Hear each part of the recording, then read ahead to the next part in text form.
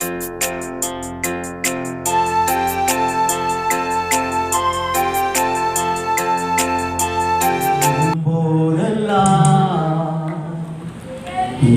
அருகில் வந்தவரே, உன் கரங்களினாலே என் கண்ணி துடைத்தவரே. கைகளை தட்டி படிப்போமா? நான் அழுகும் போதெல்லாம் என் அருகில் வந்தவரே, கரங்களினாலே கண்ணி துடைத்தவரே. நான் அழுகும் போதெல்லாம் என் அருகில் வந்தவரே, உன் கரங்களினாலே என் கண்ணி துடைத்தவரே. அன்பாயிருப்பேன் என்று சொல்வார்கள், அலட்சியமாகிவிட்டு போவார்கள். அன்பாயிருப்பேன் என்று சொல்வார்கள், அலட்சியமாகிவிட்டு போவார்கள். அன்பாயிருப்பவரும் நீர்தனையா, அன்பாயிருப்பவரும் நீர்தனையா. உம்மையின்றி எனக்கு யாரையா, உம்மையின்றி எனக்கு யாரையா. நான் அழுகும் போதெல்லாம் என் அருகில் வந்தவரே, உன் கரங்களினாலே என் கண்ணீர் துடைத்தவரே. சொல்லுங்க, அழுகும் அருகில் வருகிறவர் அம்மே, கரங்களினாலே என் கண்ணீர் துடைத்தவரே. உதவி செய்வேன் என்று சொல்வார்கள், உதவி தள்ளிவிட்டு போவார்கள். உதவி மனுஷனுடைய சுவாபம், உதவி தள்ளிவிட்டு போவார்கள். உதவி செய்பவரோ நீர்தனையா, உதவி செய்தவரோ நீர்தனையா. உம்மையின்றி எனக்கு யாரையா, உம்மையின்றி எனக்கு யாரையா. நான் அழுகும் போதெல்லாம் என் அருகில் வந்தவரே, கரங்களினாலே என் கண்ணீர் துடைத்தவரே. நான் அழுகும் போதெல்லாம் என் அருகில் வந்தவரே, கரங்களினாலே என் கண்ணீர் துடைத்தவரே. என் இயேசுதா, என் இயேசுதா, என் இயேசுதா, என் இயேசுதா, என் இயேசுதா, என் இயேசுதா, என் இயேசுதா, என் இயேசுதா. கைகளை தட்டி ஆண்டவரை அழைத்தவர் உண்மை உள்ளவர், நிச்சயமாய் அவர் நடத்துவார். அல்லேலூயா. ஒரு 3/4 மணி நேரத்துக்குள்ள ஏதோ ஒரு காரியத்தை பார்த்தது போல என்ன செய்ய இருக்கு. ஆனா இந்த 15 வருட ஆண்டுகள்ல எவ்வளவு பெரிய காரியங்களை ஆண்டவர் ஜெயம் எடுக்க உதவி செய்வார். இது எதுக்காக போட்டிருக்கிறோம்னா, இன்னும் ஒரு 15 வருஷத்துக்கு பிற்பாடு இந்த ஊழியம் எப்படி இருக்கும் என்பதை அநேக ஜனங்கள் அறியும்படியாகத்தான் இந்த காரியங்களை பிள்ளைகள் என்ன செஞ்சிருக்கிறாங்க, பிரயாசப்பட்டு அதை ஒழுங்குபடுத்தியிருக்கிறாங்க. அல்லேலூயா. ஏன்னா நம்ம அழுகும் போதெல்லாம் நம்ம அருகில வந்து நிற்கிறவர் நம்ம ஆண்டவர் தான். இன்னைக்கு சொன்ன ஒவ்வொரு குடும்பத்திற்காக ஸ்தோத்திரம். உண்மையிலேயே 4 அக்காவை நான் விட்டுட்டு வந்தாலும் எத்தனையோ சகோதரியர் எனக்கு கொடுத்திருக்கிறார். 3 அண்ணமாரை விட்டுட்டு வந்தாலும் எத்தனையோ அண்ணமாரை ஆண்டவர் கொடுத்திருக்கிறார். ஒரு தாய் தகப்பனை விட்டுட்டு வந்தாலும் இந்த இடத்துல எத்தனையோ பெற்றோர்கள் எனக்கு ஆண்டவர் கொடுத்திருக்கிறார். அல்லேலூயா. அதனால இன்னைக்கு இந்த மத்தியில எட்வின் இருக்கிறாங்க, ரொம்ப சந்தோஷம். பல ஆண்டுகளும் நான் நோட்டீஸ் கொண்டு போய் அண்ணனுக்கு கொடுப்பேன், அண்ணே இந்த ஸ்தோத்திர பண்டிகைக்கு வாங்க. வரவே மாட்டாங்க. ஏன்னா அவ்வளோ பிஸியா இருப்பாங்க, ரொம்ப பிஸியா இருப்பாங்க. கொஞ்சம் கூட அவங்களுக்கு ரெஸ்ட் கிடையாது. அவ்வளோ இன்னைக்கு எளிமையா வந்து இன்னைக்கு உட்கார்ந்து இருக்கிறாங்க பாருங்க. அத்தனை பேரை வச்சு இன்னைக்கு ஒரு பெரிய ஒரு நல்ல ஒரு முதலாளிங்கிற ஒரு ஸ்தானத்துல இன்னைக்கு இருக்கிறாங்க. எளிமையா அப்படியே நம்ம வந்து என்ன செய்யறாங்க, சேர்ல உட்காருங்க அப்படின்னு சொன்னா அதை வேண்டாம்ப்பா அப்படின்னு சொல்லி இந்த ஊழியத்தை குறித்து நல்லா தெரிஞ்சவங்க. அதிகமாக நான் அண்ணன்ட்ட பேச மாட்டேன். ஏதாவது ஒரு காரியம்னா நான் பேசுவேன். அதே போல் அவங்களுக்கு என்ன செய்ய மாட்டாங்க, ஃபோனே பண்ண மாட்டாங்க. நாங்கள் வருஷத்தில் ஒரு 2 முறை ஃபோன் பண்ணுறதே பெருசு. ஆமாம், அதிகமாக அண்ணனுடைய கம்பெனிக்கு குடும்பத்திற்காக எல்லாம் போய் ஜெபம் பண்ணியிருப்பேன். இன்னைக்கு தான் அண்ணன் முழுமையான சாட்சி என்ன செஞ்சுருக்கிறாங்க, கேட்டிருக்காங்க. இன்னைக்கு தான் நம்ம சபையாருக்கு ஒரு சிலருக்கும் என்னுடைய முழுமையான சாட்சி என்ன செய்யும் தெரியும். ஏன்னா ஆண்டவர் என்ன, தேவன் அழைத்து இந்த பகுதிக்கு தேவன் போகும்போது ஆண்டவர் சொன்னார், நீ போ, நான் உனக்கு முன்பாக என்ன செய்யறேன் போறேன். ஆனால் அன்னைக்கு வரும்போது இந்த இடத்துல ஒண்ணுமே இல்லை. திருச்சி ஜங்ஷன்ல இறங்கி முடிச்சேன். அதுக்கு முன்னாடி 39 ரூபாய்க்கு ட்ரெயின் டிக்கெட் எடுத்துட்டு ட்ரெயின்ல ஏறி மேலே உட்காந்து அழுகிறேன். அம்மா அப்பா யாருமே பார்க்க மாட்டேன்னு சொல்லியிருக்காங்க. அவங்கெல்லாம் நீ போனீங்கன்னா நீ ஒரு அனாதையை போல இருக்க வேண்டியதான். அவ இப்படி மிரட்டினாவது இவன் என்ன செய்வான், நம்மளோட இருப்பான். 8வது பிள்ளையார் கடந்து எங்கேயோ ஒரு பகுதிக்கு போய் ஊழியம் செய்ய போறானே, நம்ம ஒரு மிரட்டுவோம் அப்படின்னு பெற்றோர்கள் என்ன செய்தாங்க, மிரட்டுனாங்க. கூட பிறந்தவங்க மிரட்டுனாங்க. எந்த மிரட்டலுங்க என்ன செய்யல, பயப்படல. அழைத்தவர் உண்மை உள்ளவராக இருந்தா அவர் நடத்துவார், இல்லைன்னா அங்கேயே அவர் சாகடிச்சிருவார். அதே ஒரு வைராக்கியத்துல தான் திருச்சியில் இது ராமேஸ்வரத்துலேருந்து ட்ரெயின் ஏறி நைட்டு 9:30 மணிக்கு ட்ரெயின் அன்னைக்கு ஏறி மேலே உட்காந்து அழுகிறேன். கீழே அந்த என் கண்ணீர் என்ன செய்து விழுது. அப்போ ஒரே ஒரு சட்டை, ஒரு கைலி, அவ்வளோதான், ஒரு வேட்டி. ஃபேண்ட்லாம் கிடையாது. ஃபேண்ட்லாம் எனக்கு போட தெரியாது. அப்போ ஃபேண்டே இல்லை, வீட்டில் இருந்துச்சு. ஆனால் எதையும் எடுத்துகிட்டு வரல. ஆனால் அதுக்கு பிற்பாடு மேலே உட்காந்து அழுகும்போது கீழே உட்காந்து இருக்கிறவங்க கேட்டாங்க, தம்பி உனக்கு பசிக்குதா அப்படின்னு கேட்டாங்க. அப்போ நான் அதெல்லாம் ஒன்றும் இல்லையே அப்படின்னு. இல்லை ஏன் அப்போ நீ மேலே உட்காந்து அழுகிறேன், இல்லை சும்மா அழுகிறேன், ஏன் எங்கே போகிறது நம்மளுக்கு என்ன தெரியல. கரெக்டாக 4 மணிக்கு ட்ரெயின் திருச்சி ஜங்ஷனுக்கு வந்துச்சு. வந்து பார்க்குறேன், எங்கே போகிறது, திருச்சி ஜங்ஷனே அன்னைக்கு தான் பார்த்துருக்கேன், எங்கே போகிறது. ஆனால் ஆண்டவர் 40 நாள் உபவாசத்தில் எனக்கு இந்த 3 ஊரை என்ன செய்த கொடுத்தார். நீ ஆலம்பாடி, விளாகம்ங்கிற கிராமம், இந்த கிராமத்துக்கு தான் நீ போகணும்னு சொல்லி. அன்னைக்கு இந்த மேட்டு தெருவில் ஒரே ஒரு கடை தான் என்ன செஞ்சிச்சு இருந்துச்சு. இன்னைக்கு நிறைய கடைகள் இருக்கு. அன்னைக்கு நேரத்துக்கு ஒரு பஸ் தான் என்ன செய்யும், மத்தியானம் ஒரு பஸ் ஓடும், காலையில ஒரு பஸ் ஓடும். கிட்டத்தட்ட ஒரு 4 பஸ் தான் என்ன செய்யும் ஓடும் இந்த லைன்ல. அப்போ பஸ்ஸே என்ன செய்யாது, கிடையாது. அப்ப இந்த ஊருக்கு வந்து இறங்கினேன். இந்த ஊருக்கு வரும்போது என் கையில ஒண்ணுமே கிடையாது. எங்க போறது, என்ன பண்ணுவது, எதுவுமே எனக்கு என்ன செய்யல, புரியல. எந்த இடத்துல போய் நின்றாலும் ஒரு நாயை கல்ல வச்சு அடிச்சு விரட்டினதை போலதான் இந்த ஊரை என்ன செய்யறது, விரட்டிச்சு. நான் இதை எதுக்கு சொல்லுகிறேன்னா, பசி தாங்க முடியாது. கையில பார்த்தா ஒரு 2 ரூபாய் யாராவது காணிக்க கொடுப்பாங்க. அந்த 2 இன்னைக்கு அந்த கடை இருக்கு ஆலம்பாடியில. நேற்று தினத்துல பசங்களுக்கு போய் அந்த கடையில் இட்லி வாங்க போனேன். அந்த கடை ஓனர் சொன்னாரு, என் பிள்ளைகள் 2 பேரும் காலேஜ் படிச்சு முடிச்சுட்டாருங்க ஃபாதர், நீங்க தான் அவங்களுக்கு எப்படியாவது ஒரு வேலை வாங்கி கொடுக்கணும். ஒரு அலையிலே சொல்லலாமா? அல்லேலூயா. அன்னைக்கு அந்த கடையில போய் உட்காரும் போது கூட கொஞ்சம் எனக்கு சாம்பார் ஊத்துவாரு. ஏன்னா இவருக்கு ஒண்ணுமே இல்லை. அப்ப பார்த்தா நிறைய தாடி சேவிங் பண்றதுக்கு முடிவெட்டுறதுக்கு காசு இருந்தா தானே. அப்ப நான் ஆண்டவர்கிட்ட கேட்பேன், எஸ்ப்பா எனக்கு ஒரு 2 ரூபாய்க்கு சோப்பு மட்டும் வாங்கிட்டாங்க. ஏன்னா அழுக்கு சட்டையோட போய் எங்க என்ன செய்ய முடியாது, எங்கேயும் போய் ஊழியம் செய்ய முடியாது அப்படின்னு. பல இடத்துல இடம் கிடைக்காம, ஒன்றும் கிடைக்காம படுத்த இடங்கள் எல்லாம் சாட்சியெல்லாம் கொஞ்சம் தான் என்ன செஞ்சிருக்காங்க நம்ம பிள்ளைகள்.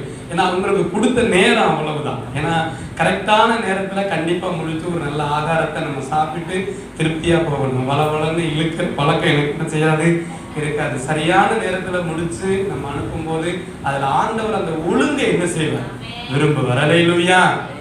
அப்படித்தான் கடந்து வந்த பாதைகள் எல்லாம். குளிச்சு 4 நாள் ஆச்சு. இப்ப இல்லை, முன்னாடி. இப்பதான் குளிச்சுட்டு ஃப்ரெஷ்ஷா வந்திருக்கு. அப்ப குளிச்சு 4-5 நாள் ஆச்சு. குளிக்க முடியல. என்ன எங்க போய் குளிக்கிறது? ஒரு ஏரி ஒண்ணு இருந்துச்சு, அங்க போய் இறங்கினேன். ஒரு 2 பேர் இதே விழாக்கத்துக்கு அப்படின்னு கேட்டாங்க. என்னையா ஏன்டா இந்த ஏரியில என்ன செய்யக்கூடாது, நாங்க மீன் விட்டுருக்கோம், குளிக்க கூடாது. எவனா எங்க போய் குளிக்க வரான் அப்படின்னு சொல்லி என்னை திட்டி அனுப்பி விட்டாங்க. என்னடா குளிக்க விட மாட்டேங்கிறாங்க அப்படின்னு இருக்கும்போது ஆண்டவர் கிருபையா ஒரு சின்ன குட்டையில ஒரு மாடு மேய்ச்சிக்கிட்டு போன ஒரு வயசான அம்மா தவறி விழுந்து அந்த குட்டையில இறந்து போச்சு. தேவன் எனக்கு பண்ணின கிருபை. அப்ப அந்த குட்டையில, இறந்த குட்டையில யாராவது குளிப்பாங்களா? அப்ப நான் அதுல குளிக்கும் போது ஒருவன் என்ன செய்ய மாட்டேங்கான், சத்தம் போடுக்கான். அன்னைக்கு அந்த அம்மா மாடு மேய்ச்சிக்கு போயிட்டு இருக்கும், ரொம்ப வயசானவங்க. அந்த குட்டையில விழுந்து அந்த அம்மா இறந்து அடுத்த நாள் தான் நான் போய் அந்த குட்டையில என்ன செய்தேன், குளிச்சேன். அப்படிலாம் கடந்து வந்து பாதைகள், பசி, பட்டினி, எத்தனையோ நாட்கள் உணவு இல்லாம என்னுடைய யூரின்லாம் ரத்தமா போன நாட்கள், அப்பெல்லாம் திருமணம் முடிக்காத நாட்கள். திருமணம் முடிஞ்சு முத நாள் கேட்டேன், என்னை நம்பி ஏமா இந்த ஊருக்கு வந்தேன்னு கேட்டேன். அவங்க சொன்னாங்க, உங்களை நம்பி வரலப்பா, கர்த்தரை நம்பி நான் என்ன செய்யறேன். கர்த்தரை நம்பினதுனாலதான் அவங்கள என்ன செய்தாங்க, இந்த ஆலம்பாடிக்கு கொடுத்தாங்க. இது வரைக்கும் என் குடும்பத்துல ₹1 ஆலயத்துக்கு என்ன செய்யல. என்னுடைய குடும்பத்தாருடைய பணம் ₹1 கூட இந்த ஆலயத்துல இல்லை. அதே போல எந்த காரியமா இருந்தாலும், எனக்கு சில காரியங்கள் அந்த எட்வின் சொல்லுவேன், இந்த இடத்துல போய் சொல்லக்கூடாது. இவங்களும் சரி, எவ்வளவு கஷ்டம் வந்தாலும் 2 பேர் தான் அதை என்ன செஞ்சுக்கிறோம், பகிர்ந்து கொள்வோம். ஆண்டவருடைய ஊழியத்தை கட்ட ஆரம்பிச்சோம், ஆண்டவர் எங்களை கட்டி எழுப்பியிருக்கிறார். அல்லேலூயா. வைரட் அம்மாவை மறக்க முடியாது, ஜெயராணி அம்மாவை மறக்க முடியாது, அதே போல நம்ம மத்தியில் இருக்கிற நாகராஜ் பிரதரை மறக்க முடியாது, நம்ம மில்டன் பிரதர் மறக்கவே முடியாது. எத்தனை பேர் ஆமென் சொல்றீங்க? அருமையான மில்டன் பிரதருக்கு முழுக்க ஞானஸ்தானம் கொடுத்தாச்சு. கொஞ்சம் தப்பி தப்பி ஓடிக்கிட்டு இருக்கிறாங்க. ஆமா, அவங்களுக்கு கடைசியா கூப்பிடுவேன். தப்பி தப்பி ஓடிக்கிட்டு இருக்காங்க. இந்த ஆலயத்துல நுழைந்தவங்க எல்லாமே அவங்க என்ன செய்யல, ஞானஸ்தானம் எடுக்காம போனதில்லை. இன்னும் ஒரு சில பாக்கி தான் இருக்கு. ஞானஸ்தான தொட்டி கட்டி கொடுத்தவங்களுக்கு அவங்க குடும்பம் முழுவதும் என்ன செய்ய போகுது, வந்திருக்காங்க. அவங்க எல்லாருமே ஞானஸ்தானம் எடுப்பாங்க சீக்கிரத்துல. அல்லேலூயா. உண்மையிலே தேவனுடைய பிள்ளைகளே, ஆண்டவருடைய வார்த்தைக்காக நான் காத்திருக்கும் போதே ஆண்டவர் நிறைய ஒரு சில சம்பவங்கள் தேவன் எனக்கு வெளிப்படுத்தினார். அதுக்கு இன்னைக்கு காலையில தேவன் எனக்கு ஒரு வார்த்தையை கொடுத்தார். அந்த வசனத்தை முன்பாக வைத்துட்டு அடுத்து நம்ம என்ன செய்வோம், கர்த்தருடைய வார்த்தைக்கு போவோம். எடுத்துக்கொள்ளுங்கள், மத்தேயு எழுதின சுவிசேஷம், பரிசுத்த மத்தேயு எழுதின சுவிசேஷம், அதுல 16வது அதிகாரம் 18வது வசனம். மத்தேயு 16வது அதிகாரம் 18வது வசனம்.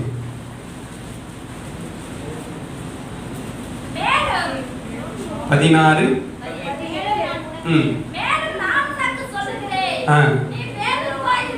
நீ பேதுருவாய் இருக்கிறாய், இந்த கல்லின் மேல் இந்த சபையை நான் கட்டுவேன், பாதாளத்தின் வாசல். அல்லேலூயா. எத்தனையோ அறிவாளியா இருக்கிறாங்க. இந்த முட்டாள போய் நீங்க தெரிந்து கொண்டுட்டீங்களப்பா. இது என்ன தெரியுமா, நீ ஒண்ணும் தெரியாதவனா இருக்கிறாய். அதுக்கு பொருள் அதான், நீ ஒண்ணும் தெரியாதவனா இருக்கிறாய். என் சபையை நான் என்ன செய்வேன், கட்டுவேன், பாதாளத்தின் வாசல் என்ன செய்யல. ஆண்டவர் இந்த ஊழியத்துக்கு அழைச்சு பல சபைகளை ஆண்டவர் கட்டி இருக்கிறார். அல்லேலூயா. அதெல்லாம் எங்க இருக்குன்னு கேக்குறீங்களா? எங்க இருக்கு? சபையில தான் இருக்கு. நீங்க எல்லாமே யாரு? சபை. அல்லேலூயா. இனி ஆண்டவர் ஊழியத்தை கலைச்சு பல சபையில கட்டி இருக்கிறார். இந்த பல சபைகளும் ஒரு இடத்துல கூடுகிறதுக்கு ஒரு திருச்சபையை கட்டிருக்கிறார். அல்லேலூயா.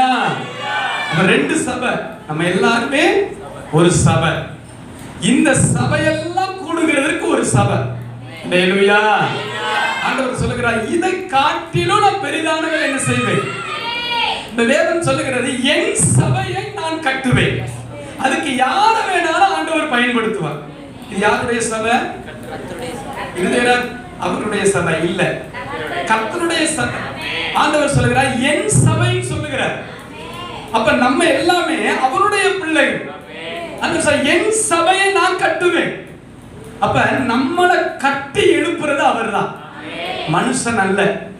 எனக்கு ஆரம்பத்தில் ஒரு வசனம் பிடிக்கும், மனுஷன் முகத்தை பார்க்கிறான், கர்த்தருடைய இருதயத்தை பார்க்கிறான். அல்லேலூயா. எங்க குடும்பத்தில் அடிக்கடி ஒரு வார்த்தை சொல்லுவேன், எங்க அண்ணன் தம்பி வார்த்தை, மனுஷனை நம்புகிறதை பார்க்கிலும் கர்த்தருடைய பற்றுதலாய் இருப்பதோ நலம். அல்லேலூயா. ஏன்னா மனுஷனுடைய சுபாவம் முழுவதுமே சூழ்நிலைகளுக்கு ஏற்றபடி மாறும்.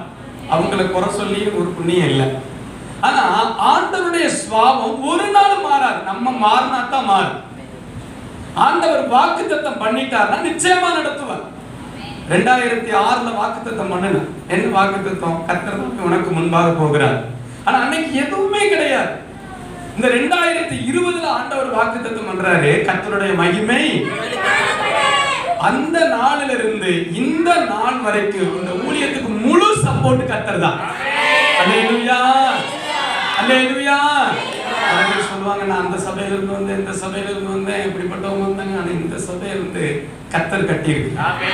ஏன்னா அநேக சபைகளை உருவாக்குறது தான் ஆண்டவருடைய விருப்பம். அதனால ஆண்டவர் சொல்ல, என் சபையை நான் என்ன செய்வேன்?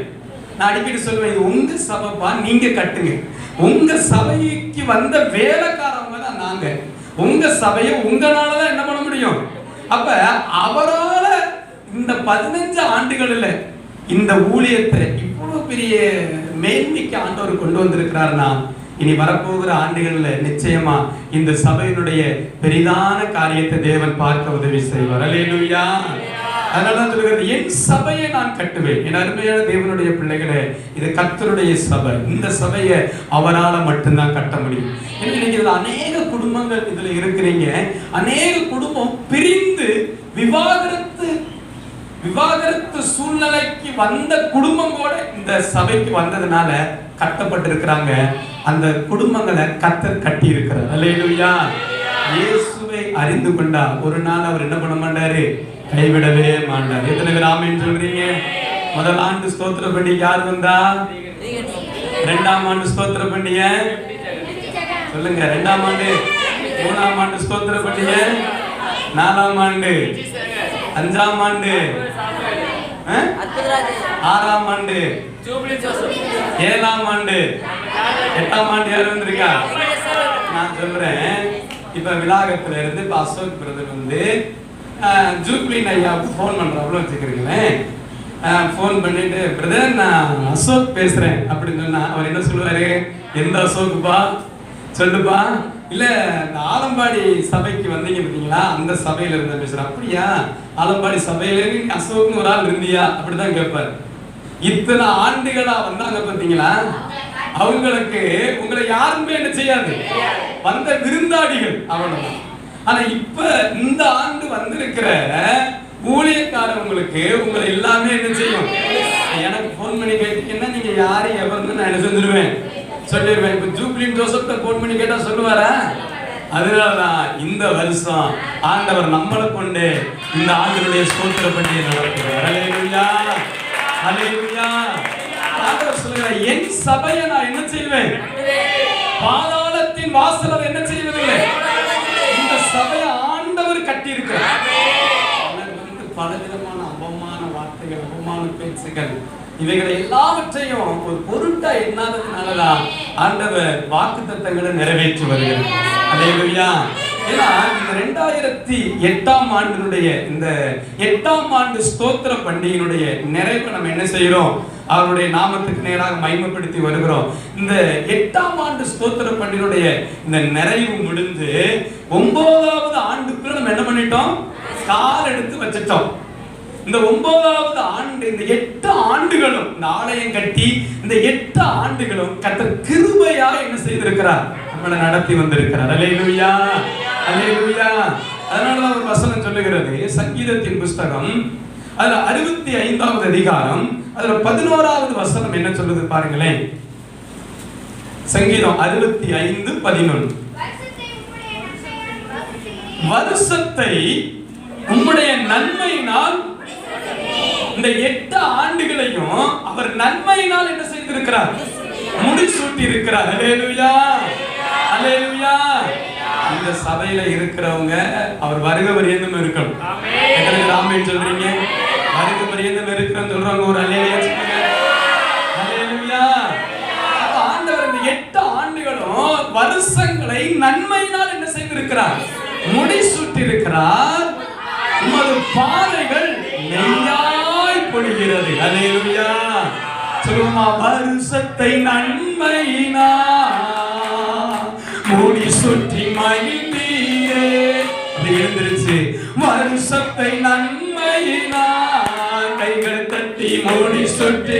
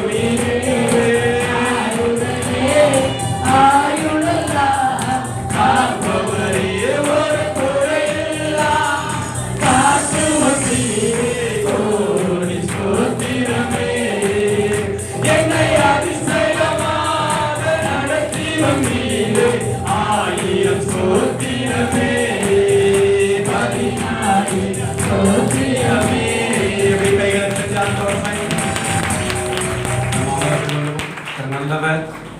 அல்லேலூயா.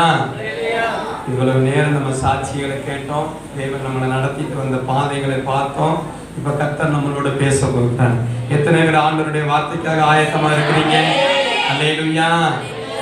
7 ஸ்தோத்திர பண்டிகைக்கும் 7 பேர் நம்ம சபைக்கு என்ன செஞ்சிருக்காங்க? 7 பரிசுத்தவான்கள் வந்துட்டு போயிருக்காங்க. இந்த 8வது ஆண்டுல கூட தேவன் அடியேனை நிக்க வைத்திருக்கிறார். அல்லேலூயா. கர்த்தர் நல்லவர் தானே? வருஷம் அழைச்சீங்கன்னா உங்களுக்கு எந்த செலவும் இருக்காது. மற்றவங்களெல்லாம் அழைச்சிங்கன்னா காலையில் சாப்பாடு கொடுக்கணும், ஆனால் நான் சாப்பிட மாட்டேன். மற்றவங்களை அழைச்சா நிறைய காணிக்க கொடுக்கணும், ஆனால் நான் காணிக்க வாங்க மாட்டேன். அப்போ வருஷம் இந்த போதகரையே அழைச்சிடலாமா? மூஞ்சிய பார்த்து நமக்கு தான் கஷ்டமா இருக்கு. ஒரு புது முகத்தை பார்க்கணும்னு எத்தனை பேர் விரும்புறீங்க? நல்லவர். வருஷம் என்னையவே அழைக்க உங்களுக்கு வேண்டிய ஆகாரம் என்ன செய்யும்? ஜோசப் உண்மையிலேயே உங்களை சிந்தையில கூட வைக்க மாட்டார். ஆலம்பாடி சபையா அப்படி எம்பி ஜெகன் உங்களை சிந்தையில வைக்க மாட்டார். ஆனா இருதயராஜ் உங்களை சிந்தையில என்ன பண்ணுவாரு? வைப்பார். அல்லேலூயா. வேதம் சொல்லுகிறது பரிசுத்தை நன்மையினால் என்ன செய்கிறார்? இந்த 8 ஆண்டுகளும் அவருடைய நன்மையினால் முடிசூட்டி இருக்கிறார். முடிசூட்டினதுனாலதான் இந்த 8ஆம் ஆண்டுடைய நிறைவு விழாவுக்கு நம்ம வந்திருக்கிறோம். அல்லேலூயா. வேதம் சொல்லுகிறது பாதைகள் நெய்யா என்ன செய்கிறது? இன்னைக்கு இந்த சந்தோஷம் தான் ஆண்டவருக்கு மகிமை. இன்னொரு வசனம் அழகா சொல்லப்பட்டிருக்கிறது. ஏசாயா தீர்க்கதரிசன புஸ்தகம் 61வது அதிகாரம் 2வது வசனம் என்ன சொல்றது பாருங்களேன். ஏசாயா 61:2 எடுத்து வாசிங்க. கர்த்தருடைய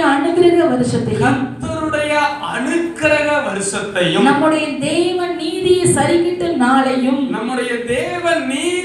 சரிக்கட்டும் நாளையும் கூறவும் துயரப்பட்ட அனைவருக்கும் ஆறுதல் செய்யவும். அல்லேலூயா. 2020வது ஆண்டு நமக்கு ஒரு அனுக்கிரகத்தின் ஆண்டு. அல்லேலூயா. கொரோனா எப்ப வந்துச்சு? 2019 ஆரம்பிச்சுட்டு, ஆனா 2020க்குள்ள நுழையிறதுக்குள்ளேயே ஆண்டவர் சொன்னாரு இந்த கொரோனாங்கிற பேர் அப்ப நமக்கு என்ன செய்யாது. தேவ சமூகத்தில் இருக்கும்போது இயேசு சொன்னாரு இப்படி ஒரு கொரோனா வரப்போகுது, இவர் கொரோனா ஜெபம் நடத்து அப்படின்னு சொல்லல. கொரோனா ஜெபம் எல்லா வீட்லயும் நடத்தணும்னு சொல்லணும். கொரோனா ஜெபம் இந்த 2020வது ஆண்டுக்குள்ள போறதுக்குள்ள எல்லா வீட்லயும் என்ன ஜெபம் நடந்துச்சு? கொரோனா ஜெபம் நடந்துச்சா? ஏன் நடந்துச்சு? கொரோனா வரப்போகுதுன்னு முன்ன அறிகுறி. அப்ப ஆண்டவர் ஒரே வசனத்தை பேசினார். அதைத்தான் இன்னைக்கு நிறைய ஊழியக்காரவங்க டிவியில பேசுறாங்க. அதுக்காக நான் கர்த்தரை ஸ்தோத்திரிக்கிறேன். அல்லேலூயா. திருடன் திருடவும் கொல்லவும் அழிக்கவும் வருகிறான் என்று. அப்ப இந்த கொரோனா வரும், தேசத்துல இப்படிப்பட்ட ஒரு வாதம் வரும்னு அப்ப நமக்கு என்ன செய்யாது? தெரியவே தெரியாது. 2019 ஆண்டவர் சொன்னாரு நீ எல்லா வீட்டுக்கும் போய் ஒரு கொரோனா ஜெபம் நடத்தணும், அவங்களுடைய நண்பர்களை எல்லாம் அவங்களை அழைக்க சொல்லு, இந்த வசனத்தை மையமா வச்சு என்ன பண்ண எல்லா வீட்டுக்கும் நீ போவி அப்படின்னு ஆண்டவர் சொன்னாரு. அப்ப திருடன் திருடவும் கொல்லவும் அழிக்கவும் வருகிறான் என்று வேற ஒன்றுக்கு வரான். இந்த வசனத்தை ஆண்டவர் கொடுத்துட்டார். அப்ப நான் ஏசப்பாட்ட கேட்டேன் இதுக்கு என்ன ஆண்டவர் விளக்கம் அப்படின்னு சொல்லும்போது 3 காரியத்தை ஆண்டவர் வெளிப்படுத்தினார். இப்ப 2019 என்ன வெளிப்படுத்தினா திருடன் சொல்லுகிறவன் சாத்தான். அவன் எதை திருட வருகிறான்? முதலாவது சமாதானத்தை திருட வருகிறான். இரண்டாவது சுகத்தை திருட வருகிறான். மூன்றாவது உங்களுடைய ஆசீர்வாதங்களை திருட வருகிறான். திருடிட்டானா இல்லையா? 2020 திருடிட்டானா இல்லையா? நிறைய பேருக்கு என்ன இல்ல? சுகம் இல்ல. கொரோனானால நிறைய பேர் மரிச்சிட்டாங்க. நிறைய ஊழியக்காரங்க கூட என்ன பண்ணிட்டாங்க? மரிச்சிட்டாங்க. நம்ம தப்பி பிழைத்து கிருபையினால நிக்கிறோம். அல்லேலூயா. மரணம் யாருக்கு எப்போ என்ன செய்ய முடியாது. போன ஆண்டு வந்த ஐயா சாந்தராஜ் ஐயா இன்னைக்கு பரலோகத்தில் என்ன செய்யறாரு? இருக்கிறாரு. அதனால பரலோகம் சொல்லுகிறது எப்ப வேணா நம்மளுக்கு என்ன செய்யலாம்? வரலாம். நான் அடிக்கடி சொல்லுகிறது போல இங்க கண்ணை மூடுனா அங்க கண்ணை திறக்கணும். அல்லேலூயா. இடையில எங்கேயும் திறந்து பார்த்தோம்னா ஆபத்து தான். அப்ப 2019 ஆண்டவர் இந்த 3 காரியத்தை சொன்னாரு. திருடன் சாத்தான் 2020 அநேகருடைய சமாதானத்தை திருட போறான். அநேகருடைய வாழ்க்கையில் இன்னைக்கு என்ன இல்ல? இன்னைக்கு பாலசுப்ரமணியன் பெரிய பாடகர், அவர் உயிருக்கு போராடிக்கிட்டு இருக்கிறார். அடுத்து முன்னால உள்ள ஜனாதிபதியா பிரணாப் முகர்ஜி, அவர் இறந்துட்டாரா? ஒரு பொய் நீஸ் வருது. ஆனா அவர் உயிருக்கு என்ன செய்யறாரு? போராடிக்கிட்டு இருக்கிறாரு. இப்ப இவங்கள்ட்ட எல்லாம் பணம் இல்லையா? பணம் இருக்கு. ஆனா வாழ்க்கையில என்ன இல்ல? சமாதானம் இல்ல. ஒரு சின்ன கண்ணு வலி வந்தா போதும் நம்ம சமாதானம் அனைத்து போய்விடும். பெரிய வியாதி தான் வரணும்னு அவசியம் இல்ல. ஒரு சின்ன கண்ணு வலி வந்தா போதும், ஒரு சின்ன தலைவலி வந்தா போதும், நம்ம வாழ்க்கையில இருக்கிற அனைத்து சமாதானமும் போய்விடும். மெடிக்கல்ல போய் டாக்டர்கிட்ட போய் எனக்கு கொஞ்சம் சமாதானத்தை கொடுங்க அப்படின்னு சொல்லி கேட்டா டாக்டர் கொடுப்பாரா? மெடிக்கல்ல போய் சமாதானத்துக்கு ஏதாவது மருந்து இருக்கான்னு கேட்டா கொடுப்பாரா? கொடுக்க மாட்டாரு. அப்ப இந்த சமாதானம் யாராலும் கொடுக்க முடியும்? திருடன் சொல்லுகிறவன் சாத்தான். முதலாவது அவன் சமாதானத்தை திருட வருகிறான்.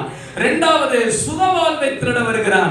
மூன்றாவது நீங்க கையிட்டு செய்யற ஆசீர்வாதங்களை திருட வருகிறான். இன்னைக்கு கொரோனாவுக்கு டெஸ்ட் பண்ணாவே 25,000 ரூபாய் கொடுத்தா தான் கொரோனா டெஸ்ட் செய்வாங்க. கொரோனான்னு வந்துட்டு சொன்னாவே கிட்டத்தட்ட ஒரு 6-7 லட்சம் என்ன செஞ்சிருமா? போயிருமா? அதனால ஒருத்தவங்க சொன்னாங்க, கொரோனான்னு நம்மளுக்கு உறுதியா தெரிஞ்சிட்டுனா தற்கொலை பண்ணி சாகுறத தவிர வழியே இல்ல. ஏன்னா அவ்வளவு ஒரு மோசமான இன்னைக்கு ஒரு பணம் என்ன செஞ்சுக்கிட்டு இருக்கிறாங்க? மருத்துவமனையில வாங்கிக்கிட்டு இருக்கிறாங்க. ஆனா ஆண்டவர் அதனால 2019 நீ கொரோனாவிலே ஜெபம் நடத்து அப்படின்னு சொன்னாரு. அந்த கொரோனாவிலே ஜெபம் நடத்தினதுனாலதான் இன்னைக்கு கொரோனாவுக்கு நம்ம தப்பி இருக்கிறோம். அல்லேலூயா. இதுவரைக்கும் நடத்தி வந்தவர் இனிமேல் நம்ம நடத்துவோம். அதனால இந்த 8ஆம் ஆண்டு ஸ்தோத்திர பண்டிகை அனுக்கிரகத்தின் வருஷம். எப்படி வருஷம்? இது அனுக்கிரகத்தின் வருஷம். அடுத்து துயரப்படுகிறவர்களுக்கு ஆறுதலின் வருஷமாய் இருக்க போகிறது. என் அருமையான தேவனுடைய பிள்ளைகளே, ஏதோ ஒரு காரியங்கள் உனக்கு மன உளைச்சலா உண்டாயிருக்கிறத தேவன் அந்த தத்தளிப்பின் பாத்திரத்தை மாற்ற போகிறார். உங்க துயரத்துக்கு பதிலாக கர்த்தர் உங்களுக்கு ஆறுதல் அளிக்க போகிறார். அல்லேலூயா. இங்க நீங்க அமெரிக்கா சாட்சியை கேட்க வேண்டிய தேவையில்லை. நீங்க சிங்கப்பூர் சாட்சியை கேட்க வேண்டிய தேவையில்லை. நீங்க ஆலம்பாடி சாட்சியை கேட்டாவே போதும். இன்னைக்கு அந்த 415 ரூபாய்க்கு வாங்கின சைக்கிள் இன்னைக்கு முன்னாடி நிக்குது. அந்த சைக்கிளை ஒரு பிரதர் ஓட்டிக்கிட்டு இருக்கிறார். அல்லேலூயா. ஆமா, இன்னைக்கு அந்த 415 ரூபாய் சைக்கிள் இருக்கு. இன்னைக்கு ஆண்டவர் நல்ல ஒரு அழகான கார் என்ன செஞ்சிருக்கிறாரு? இந்த 2020 கொடுத்திருக்கிறாரு. கர்த்தருக்கு சித்தமானா ஒரு BMW காரோ ஒரு ஆடி காரோ ஆண்டவர் கொடுப்பாரா இல்லையா? கொடுப்பாருன்னு சொல்றோம். கொடுப்பாரு. அவர்கிட்ட கேட்டா கொடுப்பாரு. இப்ப நம்ம போன் பண்றோம், நேர சிக்னல் எங்க போகுது? சேட்டலைட்டுக்கு போகுது. அங்க இருந்து சிக்னல் உங்க செல்லுகளுக்கு எல்லாம் என்ன பண்ணும்? அதுக்கு தான் கீ கீ கீ கீ. என்னன்னா இன்னும் டவர் என்ன செய்யல, கிடைக்கல. அடிச்சுட்டா என்ன செஞ்சுட்டு அப்ப இங்க ஜெபம் பண்ணா நேர சேட்டலைட் எங்க போகும்? அல்லேலூயா. அங்க இருந்து நேர ஒரு டவர் அனுப்புவாரு, அந்த குடும்பத்துக்கு அனுப்புவாரு, இந்த ஊழியத்துக்கு இவ்வளவு கொடு அப்படின்னு. அல்லேலூயா. அல்லேலூயா. காரணம் ஆண்டவரிடத்துல வந்த எந்த பிள்ளைகளும் வெட்கப்பட்டு போனதாகவே இல்லை. அல்லேலூயா. எப்படின்னு ஒரு சிபிஎம் சபையை சேர்ந்தவங்க வைராக்கியம் சிபிஎம் காரவங்க நம்மளோட எல்லாம் பேசுவாங்களா? ஸ்தோத்திரம் கூட சொல்ல மாட்டாங்க. என்ன சொல்ல மாட்டாங்க? அவங்க சோத்திரமே சில நேரத்துல ஆத்திரம் வந்தாங்க. சோத்திரமே சொல்ல மாட்டாங்க. அண்ணனை வச்சுக்கிட்டு தான் சொல்றேன். ஆனா அவங்களுக்கு இப்படிப்பட்ட சபையினாவே என்ன செய்யாது? பிடிக்காது. ஆனா அருமையான எட்வின் அண்ணனுக்கு இந்த ஊழியம் என்று சொன்னால் அளவு கடந்த பிரியம். இந்த ஊழியத்துல ஒரு சில நேரங்கள்ல நான் போகும்போது இவன்கிட்ட எல்லாம் இருக்கு, கார் இருக்கு, எல்லாம் இருக்கு, இவனோட ஏன் நம்ம பேசணும் அப்படிலாம் நினைக்க மாட்டாங்க. கார்ல கையை வச்சு ஜெபம் பண்ணுவாங்க, ஆண்டவரே இந்த காருடைய டியூலாம் முடிக்கிறதுக்கு நீங்க உதவி செய்யுங்க. ஏன்னா ஒரு மனுஷனுக்குள்ள இயேசு இருந்தா ஒரு மனிதனுடைய சுபாவம் தெரியும். இயேசு இல்லைன்னா ஒரு மனுஷனுடைய சுபாவம் நம்மளுக்கு என்ன செய்யாது, தெரியாது. அதனால நம்மளுக்கு எல்லாருக்குள்ள யார் இருக்கிறாரு, இயேசு இருக்கிறார். அப்ப இந்த 8ஆம் ஆண்டு ஸ்தோத்திர பண்டிகை வெறும் ஸ்தோத்திர பண்டிகை அல்ல, இது ஒரு அனுக்கிரகத்தின் வருஷம். அல்லேலூயா. தேவன் நீதியை சரிக்கட்டும் நாள். நீதியை சரிக்கட்டாரா இல்லையா ஆண்டவரே? யாரையும் விட்டு வைக்கல. மழை நல்லவர்கள் மேலையும் பெய்யும், தீயவர்கள் மேலையும் பெய்யும். கொரோனா நல்லவர்களுக்கு வரும், தீயவர்களுக்கு வரும். அது நீதிமானை விடாது, அக்கிரமக்காரனையும். ஆனா போற இடம் தான் நமக்கு முக்கியம். அல்லேலூயா. போற இடம் தான் நம்மளுக்கு முக்கியம். ஜூப்ளிவர் நம்ம ஜான்ராஜ் ஐயா கடைசி செய்தியில அவர் பாட்டு படிச்சாராம், அக்கறைக்கு யாத்திரை செல்லும். இதான் அவர் கடைசி பாட்டு. அப்பமே அவர் யாத்திரை செல்ல போறோம்னு அவருக்கு என்ன இருந்துட்டு, அக்கறைக்கு யாத்திரை செல்லும் விசுவாசியே ஓலத்தை கண்டு நீ பய வேண்டாம். அருமையான பாட்டு. நித்திய ஜீவ கிரீடம் எனக்கு அங்க இருக்கு, நித்திய மாளிகை எனக்கு அங்க இருக்கு, என் நேசு என்ன செய்வாரு எனக்கு தருவாரு. அவர் பாட்டு படிச்சாரு, பரலோகத்துக்கு போயிட்டார். எத்தனை பேர் ஆமென் சொல்றீங்க? எத்தனை பேர் இந்த பாட்டு படிக்கலாம்னு ஆயத்தமா இருக்கிறீங்க? இந்த பாட்டு படிச்சாவே பரலோகத்துக்கு போயிடும்னு ஒரு பயம் நம்மளுக்கு நினைச்சிட்டு, ஏன்னா சில பாட்டுகள் கூட பார்த்துதான் படிக்க வேண்டியது இருக்கு. ஆமா, அந்த பாட்டு கூட நம்மள பரலோகத்துக்கு நேராக வழி நடத்துது. அல்லேலூயா. அதனால நீங்க என்ன பாட்டு படிச்சாலும் கொஞ்சம் கவனமா என்ன செய்யுங்க, படிங்க. ஐயா வேற பாட்டு படிக்காம இந்த பாட்டு படிக்காம வேற பாட்டு படிச்சிருந்தா கூட ஐயா இருந்திருக்கலாம். ஆனா ஆண்டவர் அவருக்கு ஏவுனதுனாலதான் இந்த தேசம் எனக்கு சொந்தம் அல்லவோ, நிறைவான ஒரு தேசம் எனக்கு சொந்தமே அப்படின்னு படிச்சு என்ன செஞ்சுட்டாரு, ஐயா பரலோகத்துக்கு போயிட்டார். அல்லேலூயா. இந்த 8வது ஆண்டுல ஆண்டவர் சொல்லுகிறாரு, இது ஒரு அனுக்கிரகத்தின் ஆண்டு, நீதியை சரிக்கட்டும் ஆண்டு. அடுத்து என்ன சொல்லப்பட்டிருக்கிறது, துயரப்பட்டவர்களுக்கு ஆறுதலின் ஆண்டு. ஏதோ ஒரு காரியத்துல நீங்க துயரப்பட்டு இருக்கிறீங்களா, ஏதோ ஒரு காரியத்துல மன உளைச்சலா இருக்கிறீங்களா, கர்த்தர் நிச்சயமா உங்க உள்ளத்தை சமாதானத்தால நிரப்புவார். உங்க பிள்ளைகளுடைய காரியங்களா இருந்தாலும், இல்ல வீட்டு காரியங்களா இருந்தாலும், இல்ல உங்களுடைய வேலை காரியங்களா இருந்தாலும், இல்ல எந்த காரியத்திற்காக நீங்க தேவ முகத்தை நோக்கி பார்க்கிறீர்களோ, நிச்சயமா உங்க முகம் வெட்கப்பட்டு போகாது. எந்த இடத்துல நீங்க தலை குனிஞ்சீங்களோ அதே இடத்துல உங்க தலைகளை ஆண்டவர் நிமிர்த்துவார். அல்லேலூயா. அல்லேலூயா. இதே ஆலம்பாடியில தான் நான் கல்யாணம் முடியாம இருக்கும்போது ஒரு கடையில போய் சும்மா நின்றுகிட்டு இருந்தேன். ஒரு 2 பேர் வந்து அடிச்சாங்க, ஒரு அடி முதுகுல பயிர் நெருப்பு பறக்கிற மாதிரி என்ன செஞ்சு பண்ணுச்சு. அப்படியே திரும்பி பார்க்கிறேன், 4 பேர் நிற்கிறான். பக்கத்துல ஒரு கடை, நம்ம வள்ளி கூட இன்னைக்கு மெடிக்கல் வச்சிருக்காங்க. எங்க அவங்க தங்கச்சி பான் அவங்க மேட்டுத்தெருவுல கடை வச்சிருந்தாங்க, டீ கடை போட்டிருந்தாங்க, டீ கடை மளிகை கடை. அப்ப அந்த கடையில டீ இருக்குது. அப்ப என்னை அடிச்சுட்டு பக்கத்துல அந்த 4 பேர் சொல்றான், ஏய் என்னதான் அலையிலையாக்காரன் டீ வாங்கலாம். அந்த சிஸ்டர் என்னை கண்ணு அப்படியே காமிக்கிறாங்க, நீங்க போயிருங்க, அந்த மோசமா நான் போயிருக்கேன். நாளைக்கு சிஸ்டர் போனோம், அடிச்சிட்டானுங்க, எல்லாருக்கும் முன்னாடி அடிச்சிட்டானுங்க, டீ வாங்கலாம் அப்படின்னு. நான் சிஸ்டர் டீ போட்டு கொடுங்க, 4 பேருக்கு டீ போட்டு கொடுத்தாங்க. டீ போட்டே இந்த சிஸ்டர் அந்த பிரதர் செய்கைகளை காமிக்கிறாங்க, போயிருங்க மேல உங்களுக்கு அடி விடும், மேல உங்களுக்கு அடி விடும். நான் போகவே இல்லை, நின்றுக்கிட்டே இருந்தேன். டீ குடிச்சிட்டாங்க. குடிச்சதுக்கு பிற்பாடு நான் டீ குடிச்சுதான் எனக்கு சொல்லி நான் விழுறேன்.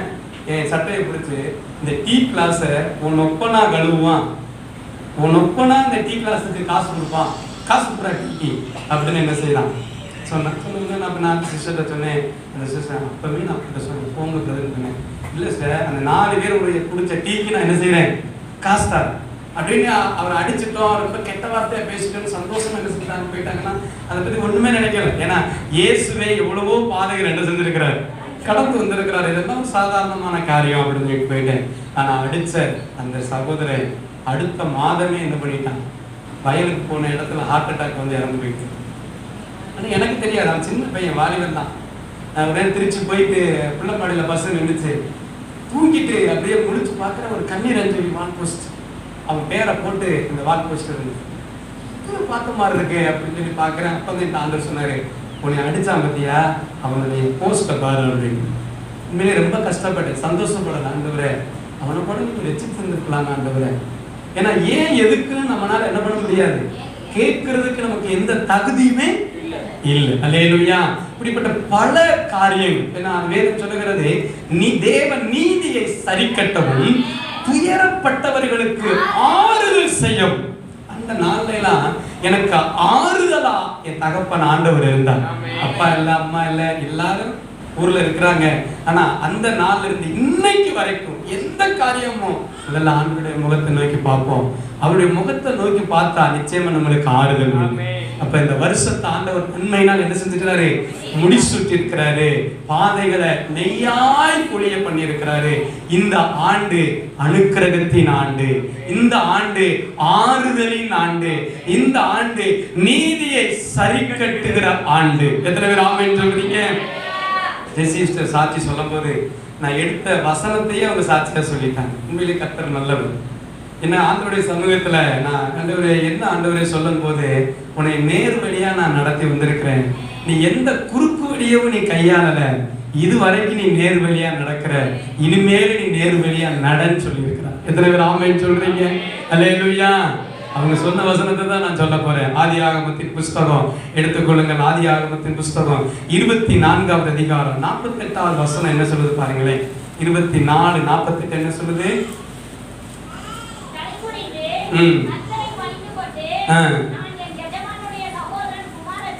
நான் என்னுடைய எஜமானுடைய சகோதரனுடைய குமாரத்தியை என்னை நேர் வழியாய் நடத்தின என் எஜமானாகிய தேவனுக்கு ஸ்தோத்திரம். அல்லேலூயா. ஆண்டவர் என்றைக்கு அவருடைய பிள்ளைகளை நேர் வழியா நடத்துவார். ஒரு நாள் வயலத்தம்முடைய இடத்துல சின்ன குடிசையில உட்கார்ந்துகிட்டு இருக்கிறேன். சாப்பிட்டே பல நாட்கள் ஆச்சு. உட்கார்ந்து இருக்கும்போது எனக்கு ஒரு ஃபோன் வருது. அப்ப ஃபோன் கிடையாது, பக்கத்து வீட்டுல ஒரு நம்பருக்கு வருது. அந்த நம்பர் கொடுத்துருந்த ஒரு சிலர்கிட்ட. அப்ப ஒருத்தவங்க பக்கத்துல வந்து கொடுத்தாங்க, பிரதர் உங்களுக்கு ஒரு ஃபோன் வருது அப்படின்னு. அப்போ அந்த ஃபோன் அட்டன் பண்ணி கால் வச்சேன். சொன்னேன், இப்போ நாங்கள் கோயம்புத்தூர்லேருந்து பேசுகிறோம், நீங்கள் பாஸ்டர் இருதயராஜா அப்படின்னு. ஆமாம், உங்களை குறித்து நாங்கள் கேள்விப்பட்டோம் பாஸ்டர், நீங்கள் ரொம்ப கஷ்டப்படுறீங்களா, இடமே இல்லாமல் ரொம்ப கஷ்டப்படுறதாக, சாப்பாடு கூட கஷ்டப்படுறதாக கேள்விப்பட்டோம் அப்படின்னு சொன்னேன். சொன்னாங்க ஆமையா அப்படின்னு கேட்கும்போது, பாஸ்டர் நாங்கள் வந்து ஒரு ஸ்தாபனத்துல இருந்து நாங்கள் என்ன பண்ணியிருக்கோம், வெளியே வந்திருக்கிறோம். இன்னைக்கு அந்த பெரிய ஸ்தாபனம் கேபி யோகனான்னு சொல்லி அந்த ஸ்தாபனத்துல இருந்து நாங்கள் ஒரு டீம் நாங்கள் வெளியில இருக்கிறோம். நீங்க எங்களோட இணைஞ்சுக்கிட்டீங்கன்னா, நீங்க வேற எதுவுமே நீங்க செய்ய வேண்டிய தேவையில்லை. எங்க ஐக்கியத்துல நீங்க இருந்தீங்கன்னா உங்களுக்கு மாசம் 8000 ரூபாய் சப்போர்ட் என்ன செய்யறோம், தர்றோம். உங்களுக்கு ஒரு நல்ல நிலத்தையும் நாங்க என்ன செய்யறோம், உங்களுக்கு வாங்கி கொடுக்குறோம். உங்க திருமண செலவை நாங்க பொறுப்பெடுத்துக்கிறோம். என்ன சொல்றீங்க அப்படின்னு கேட்டாங்க. அப்ப நான் சொன்னேன், நான் ஜெபம் பண்ணிட்டு சொல்றேன். அப்ப அவரு சொன்னாரு, நாங்க ஜெபம் பண்ணாமையா உங்கள்ட்ட கேட்கிறோம். இல்லையா, நான் ஜெபம் பண்ணிட்டு சொல்றேன். ஏன்னா நம்ம இருக்கிற சூழ்நிலை நமக்கு தான் என்ன செய்யும், மாசம் 8000 எவ்வளவு ஆச்சு, சொந்த நிலம், அவங்களே பணம் கொடுத்துருவாங்க, ஒரு ஆலயம் கட்டி தந்துருவாங்க, திருமணம் முடிச்சாலும் அதுக்குரிய செலவு என்ன செஞ்சுக்கிடுவாங்க, யாராவது விட்டுருவாங்கனால. உண்மையிலேயே நான் சொல்றேன், ஆண்டவர் சமூகத்துல போய் நான் ஜெபம் பண்ணேன். ஜெபம் பண்ணும்போது என்னட்ட ஆண்டவர் சொன்னாரு, அவருடைய கரம் அப்படியே என்ன செஞ்சிச்சு, இப்படியே அசைச்சிச்சு. இப்படியே அசைச்சிருந்தோன்னு, என்ன ஆண்டவர் உங்க கரம் இப்படியே அசைக்கிருந்தோன்னு, நீ என்ன செய்யாத, ஒத்துக்கொள்ளாத. ஆண்டோடைய கரை என்ன செய்து, நீ ஒத்துக்கொள்ளாத அப்படின்னு. அடுத்த நாள் அவங்க ஃபோன் பண்ணாங்க. ஃபோன் பண்ணி, என்ன பாஸ்டர் நல்ல முடிவு எடுத்துட்டீங்களா, 2 போட்டோ மட்டும் கொடுங்க அப்படின்னு, உங்க அட்ரஸ் சொல்லுங்க அப்படின்னு. நான் சொன்னேன், ஆண்டவர் அதுல என்ன செய்யல, சேர்க்க விடலை. நல்லா யோசிச்சுட்டு சொல்லுங்க, என்ன இந்த ஐக்கியத்துல தான் இருக்க போறீங்க, நல்லா ஊழியம் செய்யுங்க, ஃபுல் சப்போர்ட் நாங்க தான். அப்ப RSS அதிகமான பிரச்சனை, இந்த ஊழியத்துக்கு அப்ப அட்ரஸே இல்லை. ஆனா இந்த ஊழியம் இன்னைக்கு அநேகருக்கு அட்ரஸ் உள்ள ஊழியமா இருக்கு. அல்லேலூயா. ஏன்னா இல்லாதவர்களை இருக்கிறவர்களாக அழைக்கிற ஆண்டவர். அன்ன வரைக்கும், இந்த நாள் வரைக்கும் இந்த ஊழியத்துக்கு ஒரு ஸ்தாபனம் என்று சொன்னார் கர்த்தர் ஒருவர் தான்.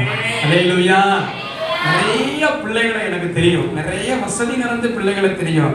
இந்த ஊழியத்துக்கு ஏதாவது ஒரு உதவி செய்யுங்க அப்படின்னு அப்ப என்ன செஞ்சதில்லை, கேட்டதே கிடையாது. இப்பவும் ஆண்டவர் கேட்கவே என்ன செய்யல, வைக்கல. இது வரைக்கும் நடத்துனவர் இனிமேல் என்ன பண்ணுவாரு, நடத்து. அப்ப இந்த ஆண்டு நம்மளுக்கு எப்படிப்பட்ட ஆண்டு, அனுக்கிரகத்தின் ஆண்டு. இந்த ஆண்டு அனுக்கிரகத்தின் ஆண்டு. அதனாலதான் என்னை நேர் வழியா என்ன செய்தார். எத்தனையோ குறுக்கு வழி என்ன செஞ்சிச்சு, வந்துச்சு. ஆனா அந்த குறுக்கு வழிய ஆண்டவர் கையால என்ன செய்யல, இன்ன வரைக்கும் ஆண்டவர் நேர் வழியா தான் நடத்திக்கிட்டு இருக்கார். அல்லேலூயா. இனிமேல் சாகுற வரைக்கும் அவர் நேர் வழியா தான் நடத்துவார். ஒரு அல்லேலூயா சொல்லலாமா? அதனால என் ஆபிரகாமுடைய என் எஜமானனுடைய கர்த்தர் என்னை நேர் வழியா நடத்தி வந்ததுக்காக நான் அவருக்கு என்ன செய்யறேன்? இன்னைக்கு ஒரு சாட்சின்னு சொன்னா நம்ம சாட்சியா இருந்தா தான் சாட்சி சொல்ல முடியும். நம்ம வாழ்க்கை சாட்சியா இல்லைன்னா நம்ம சொல்லுகிற சாட்சியா அது மகிமையா என்ன செய்யாது, இருக்காது. அப்ப நம்ம வாழ்க்கை சாட்சியா இருக்கு, இனிமேல் நம்ம வாழ்க்கை என்ன செய்யும்? சாட்சியா இருக்கும். அந்த சாட்சி தான் மற்ற சாட்சிகளை என்ன பண்ணும்? உருவாக்கும். ஏன்னா ஆண்டவர் இதுவரைக்கும் குறுக்கு வழியில நம்மளை நடத்தல, நேர் வழியில நடத்தி இருக்கிறார். எத்தனை பேர் ஆமென் சொல்றீங்க? அல்லேலூயா. ஒன்றத்துக்கும் உதவாத குப்பையத்தான் ஆண்டவர் என்ன பண்ணுகிறார்? உயர்த்த விரும்புறார். அல்லேலூயா. அவர் சமூகத்துக்கு வரும்போது ஆண்டவரே எது இல்லைன்னு சொன்னாலும் ஆண்டவர் சொல்றாரு, எதுவும் இல்லை நீ கவலைப்படாத, நான் உனக்கு இருக்கிறேன். அவர் இருந்தா எல்லாமே இருந்த மாதிரி, எல்லாம் இருந்து அவர் இல்லைன்னு வச்சுக்கிறீங்க, இருக்கிறதா ஒண்ணுமே இல்லை. அப்ப நம்ம சொல்லணும், எத்தனை ஐஸ்வர்யங்கள் இருந்தாலும் நீங்க இல்லைன்னா அது குப்பை, இல்லைன்னா அது குப்பை. ஆனா நீங்க இருந்தா அந்த ஐஸ்வர்யம் எல்லாம் எனக்கு குப்பை. அதனாலதான் ஆண்டவர் சொன்னார் பாருங்க, என்னுடைய எஜமானனாகிய ஆபிரகாம நீங்க நேர் வழியா நீங்க என்ன செஞ்சீங்க? நடத்தி வந்தீங்க. அப்ப இது வரைக்கும் இந்த ஊழியத்தை ஆண்டவர் எப்படி நடத்தி வந்திருக்கிறாரு? நேர் வழியா நடத்தி வந்திருக்கிறார். இரண்டாவது அதை எடுத்துக்கொள்ளுங்க, யாத்ராகமத்தின் புஸ்தகம் 15வது அதிகாரம். சீக்கிரம் கடகடன்னு ஓடிடுவோம். யாத்ராகமம் 15:13 எடுத்து வாசிங்க பார்ப்போம். முதல்ல ஆண்டவர் நம்மளை நேர் வழியா நடத்தி இருக்கிறார். இரண்டாவது, நீர் மீட்டுக்கொண்ட இந்த ஜனங்களை உமது கிருபையினாலே அழைத்து வந்தீர். கிருபையினாலே அழைத்து வந்தீர். உம்முடைய பரிசுத்த வாசஸ்தலத்துக்கு நேராக, பரிசுத்த வாசஸ்தலத்துக்கு நேராக அவர்களை உமது பலத்தினால் வழி நடத்தினீர். இரண்டாவது, ஆண்டவர் முதல்ல நம்மளை நேர் வழியா நடத்தி வந்திருக்கிறாரு. இரண்டாவது, கிருபையினால் அழைத்து வந்திருக்கிறார். அல்லேலூயா. பாட்டு கூட போன வாரம் படிச்சோம். சொத்து சோகம் இருந்தாலும் வீடு நிலை இருந்தாலும் உங்க கிருபை மட்டும் இல்லைனா வேஸ்ட், உங்க தயவு மட்டும் இல்லைனா வேஸ்ட். படிப்போமா? உங்க கிருபை மட்டும் இல்லைனா வேஸ்ட், உங்க தயவு மட்டும் இல்லைனா வேஸ்ட். ஆராதனை உமக்கு தானே, முழு உள்ளத்தோடு உமக்கு தானே. ஆராதனை ஆராதனை உமக்கு தானே, முழு உள்ளத்தோடு உமக்கு தானே. சத்துருக்கள் முன்பாக என்னையும் நிறுத்தி உயர்த்தி வைத்தவரே நன்றி ஐயா. சத்துருக்கள் முன்பாக என்னையும் நிறுத்தி உயர்த்தி வைத்தவரே நன்றி ஐயா. தலையை என்னை நான் அபிஷேகம் செய்கிறீர், தலையை என்னை நான் அபிஷேகம் செய்கிறீர். கிருபை தந்தவரே நன்றி ஐயா. என்னை உயர்த்தி வைத்தவரே நன்றி ஐயா. உங்க கிருபை மட்டும் இல்லைனா வேஸ்ட், உங்க தயவு மட்டும் வேஸ்ட். அல்லேலூயா. எவ்வளவு சொத்து சுகம் இருந்தாலும், எவ்வளவு பெரிய வேலைகள் இருந்தாலும், அது அரசாங்க சம்பளமாவே இருந்தாலும், கிருபை இல்லைனா அது எல்லாம் வேஸ்ட், எல்லாம் வேஸ்ட். உண்மையிலேயே எங்க குடும்பத்திலே கொஞ்சம் என்ன சொத்துகள் என்ன செஞ்சுச்சு இருந்துச்சு. ஆனா எந்த சொத்தை என்ன செய்யல வாங்கிட்டு இந்த ஆலம்படிக்கு வந்தது ஒரு கைலி. எனக்கு ரொம்ப நாளா ஒயிட் அண்ட் ஒயிட் போடணும்னு ஆசை, ஆனா ஒயிட் அண்ட் ஒயிட் துணி இல்லை. ஒருத்தவர் என்னை பார்க்க வந்தார். அவர் ஒரு லாட்டரி சீட்டு விற்கிறவர். அவர் என்னை வந்து பார்த்துட்டு, ஃபாதர் நான் உங்களுக்கு ஒரு துணி எடுத்துட்டு வந்திருக்கேன்னு சொன்னார். அப்ப என்ன துணின்னு கேட்டா, அது ரொம்ப குறைவா அப்ப வாங்கிட்டு வந்தார். அப்பா நினைக்கிற நிறைவு.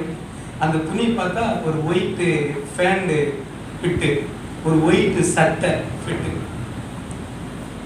அதை என்ன கொடுத்துட்டு போயிட்டார். எனக்கு ஜோம் பண்ணிட்டு, ஆண்டவரே நான் ஒயிட் ட்ரெஸ் போடணும்னு நினைச்சேன், ஆனா எனக்கு இதை கொடுத்துட்டீங்க. ஆனா இதை அடிக்கூலி, இதை அடிச்சு கொடுக்கறவங்களுக்கு கூலி என்ன செய்யணும்? கொடுக்கணும். அப்ப இவங்க அப்பா அம்மா என்னை பார்க்கறதுக்கு வர்றாங்க, திருமணம் பேசுறதுக்காக. காலமாடியில ஒருத்தர் இருக்கிறாரு, போய் பார்ப்போம்னு சொல்லும்போது அவங்கள வரவேற்கிறதுக்கு நல்ல சட்டை கிடையாது. அப்ப நான் தேடி பார்க்கிறேன், ஒரு 4 முழ வேட்டி இருந்துச்சு. அந்த 4 முழ வேட்டி எடுத்துட்டு போய் ஒரு டெய்லர் கடையில போய் கொடுத்து, ஐயா இது எனக்கு சட்டையா தச்சுதாங்கன்னு கேட்டேன். அந்த ஆள் என்னை மேலெங்கிலும் பார்க்கிறாரு, இன்னைக்கு ஒரு உயிரோட இருக்கிறாரு, மேலெங்கிலும் பார்க்கிறாரு. வேட்டியில சட்டையா? இல்லையா, எனக்கு துணி இருக்க காசுல இதுல ஒரு சட்டை வச்சுட்டாங்க. அவர் சரி வேட்டியில என்ன செய்தார், எனக்கு ஒரு சட்டை வச்சு கொடுத்தாரு. அந்த சட்டையை போட்டு தான் இவங்க அப்பா அம்மாவை என்ன செய்தேன், வரவேற்போம். வரவேற்று அவங்களாம் இன்னைக்கு அந்த ஆலயத்துல வந்து என்ன செய்தாங்க, பிரசங்கம் பண்ணிட்டு தான் அடுத்த நாள் எனக்கு என்ன செய்தாங்க, திருமண காரியங்களை குறித்து பேசினாங்க. அப்ப இந்த அதுக்கு பிற்பாடு அதுக்கு முன்னாடி எனக்கு இந்த ஒயிட் துணியவும் ஒயிட் சட்டையும் எடுத்து கொடுத்தாரு. ஆனால் அதை போடுறதுக்கு, அதை அடிக்குழிக்கு அதை அடிச்சு வாங்குறதுக்கு காசு இல்லை, தச்சு வாங்குறதுக்கு. அவரு காசே வேண்டாம் பிரதர் அப்படின்னு அந்த சட்டையை பேண்ட் எனக்கு தச்சு கொடுத்தாரு. ஆனா இன்னைக்கு எத்தனை ஒயிட் பேண்ட், எத்தனை ஒயிட் சட்டை இருக்குன்னு எனக்கே தெரியல. கையை தட்டி ஒரு அல்லேலூயா சொல்லலாமா? அல்லேலூயா. நான் ஏன் சொல்றேன் சொன்னா, வேதம் அழகா சொல்லப்படுகிறது, நீ மீட்டு கொண்ட இந்த ஜனங்களை உமது கிருபையினால். அன்னைக்கு பணம் இல்ல, கிருபை இருந்துச்சு. எங்க அப்பா வந்து பார்த்துட்டு பேசிட்டு இருக்கும்போது எங்க ஊர்ல இருந்து போன் வருது. எங்க அப்பா போன் வந்து எங்க அண்ணாரு கேட்கிறாரு, என் தம்பியை பிடிச்சிருக்கா அப்படின்னு கேட்கிறாரு. அவர் வந்தாவ கேட்கிறாரு. அப்ப எங்க அப்பா சொன்னாங்க, உங்க தம்பியை எனக்கு பிடிக்கல, உங்க தம்பிக்குள்ள ஏசு இருக்கிறாரு பார்த்தீங்களா, அவரை தான் எனக்கு பிடிச்சிருக்கு.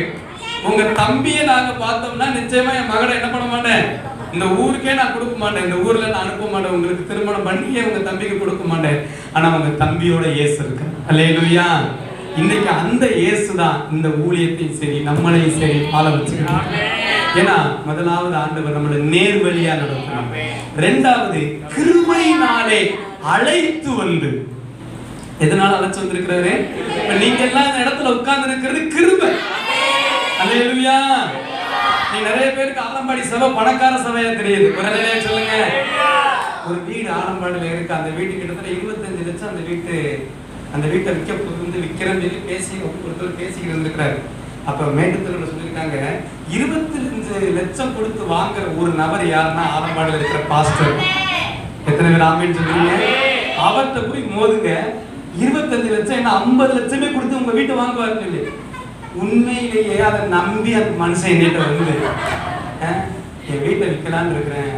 ஃபர்ஸ்ட் நிறைய பேர் சொல்றாங்க, 25 லட்சம் கொடுத்து வாங்குறதுக்கு உங்கள்கிட்ட தான் பணம் இருக்குன்ற. அப்ப நம்ம விழுந்தாலும் மீசையில மண்ணு விடக்கூடாதுல்ல, நம்ம ஆண்டவரை விட்டு கொடுக்க கூடாதுல்ல. வாங்கலாம், ஆனா என் கத்தர் சொன்னா தானே என்ன பண்ணுவேன். ஐயா 6க்கு மேல ஆள் அனுப்புறேன். எனக்கு சிரிப்பு வேற.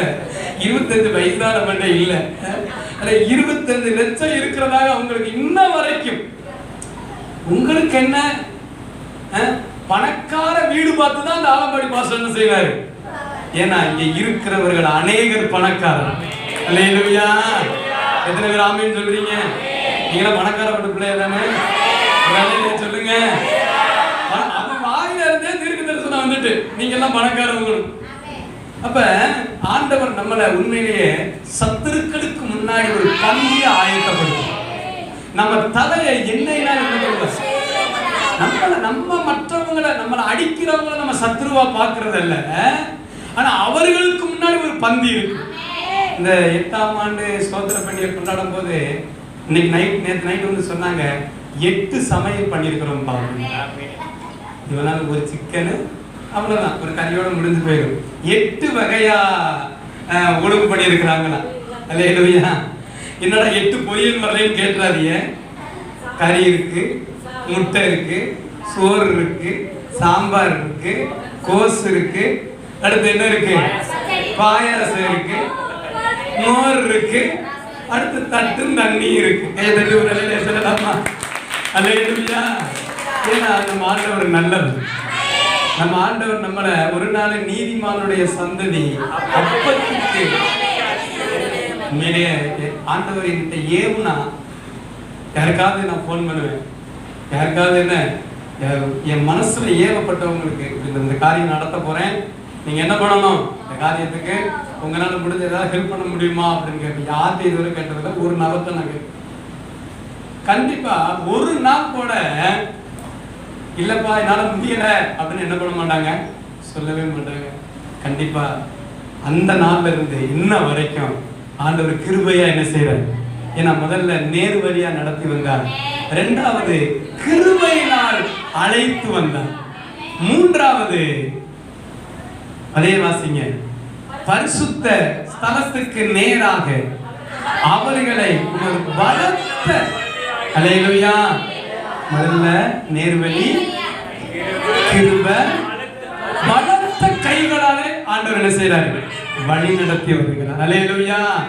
அப்ப நம்மளை அழைத்தவருக்கு தெரியும் நம்மளை நடத்துற விதம். உண்மையிலேயே கிருபை இல்லைன்னா இந்த இடத்துல என்ன பண்ண முடியாது, நம்ம நிக்கவே.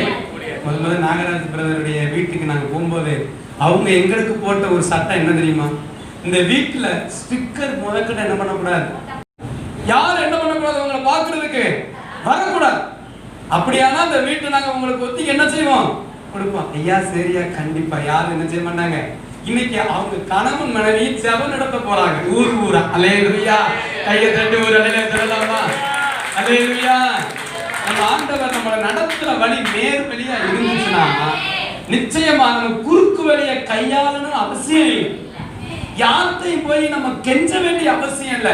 கர்த்தரே என்ன சொல்றாரு, அந்தந்த ஆட்களை தேவன் நிச்சயமா ஏற்படுத்தும். அல்லேலூயா. உண்மையிலே ஆத்துமா கர்த்தருடையது, ஊழிய கர்த்தருடையது, ரட்சிப்பு கர்த்தருடையது. ஆண்டவர் என்கிட்ட சொல்ற வேலை என்ன, பேசாம நீ ஸ்தோத்திரம் பண்ணிட்டு நான் சொன்ன வேலையை மட்டும் நீ நேர்த்தியா செய். எதை எப்படி செய்யணும்னு எனக்கு என்ன செய்யும் தெரியும். அதனாலதான் ஆண்டவர் முதல்ல நம்மளை நேர் வழியா நடத்தி வந்தார், இரண்டாவது கிருபையினால் நடத்தி வந்தார், மூன்றாவது எப்படி நடத்தி வந்திருக்கிறாரு, பலத்தினால் நடத்தி வந்தார். அல்லேலூயா. அன்னைக்கு நிக்க பலன் இல்லை, அன்னைக்கு நிக்க பலன் இல்லை, நடக்க பலன் இல்லை. ஒரு நேரம்னா நான் ஆண்டவர்கிட்ட கேட்டேன், ஆண்டவரே எனக்கு எந்த பலனும் இல்லையப்பா, ஒண்ணுமே இல்லையா ஆண்டவரே, என்னால ஒண்ணும் செய்ய முடியல ஆண்டவரே அப்படின்னு சொல்லும்போது எனக்கு ஒரு தரிசனம் ஆண்டவர் கொடுத்தாரு. இந்த ஊழியம் தரிசனத்துல ஓடுற ஊழியம்.